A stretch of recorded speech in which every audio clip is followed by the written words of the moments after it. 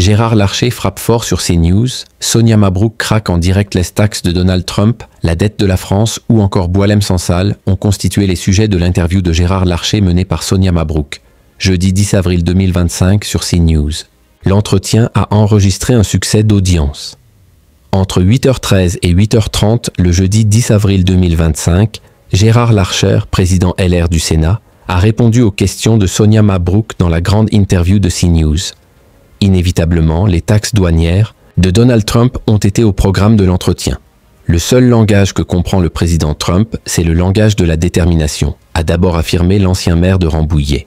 J'attends de l'Union européenne de la détermination parce que si nous avons un délai de 90 jours, mettons-le à profit pour préparer les éventuelles réponses que nous devrions faire. Larcher décoche un fou rire à Sonia Mabrouk l'invité. A ensuite dirigé son attention sur la France avec un brin d'inquiétude. La situation financière de notre pays est une situation grave. Il nous faut sortir du piège terrible d'une dette qui ne cesse d'augmenter, a alerté Gérard Larcher qui a révélé ses pistes d'orientation. Moins de dépenses publiques, c'est aussi produire des richesses, travailler plus, accélérer la simplification et se mettre en situation de compétitivité. Dans les derniers instants de l'interview, Sonia Mabrouk a craqué en direct après un bon mot de son invité qui a réfuté l'expression « tambouille électorale » au prétexte que celle-ci manque de respect à la cuisine. Seul Éric Ciotti, résiste à Gérard Larcher. L'échange a retenu l'attention de 459 000 Français et 14,5% d'entre eux devant le petit écran.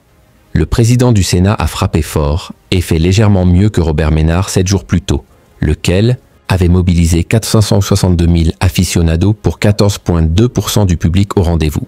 Aussi, Gérard Larcher se classe en deuxième position cette semaine devant Aurore Berger, 12,3%, et Sophie Primas, 10,9%, mais un demi-point derrière Éric Ciotti, intervenu le mardi 8 avril. Ce vendredi 11 avril, le rendez-vous politique a été piloté par Romain Desarbres qui a reçu Éric Coquerel, député LFI et président de la Commission des finances de l'Assemblée nationale.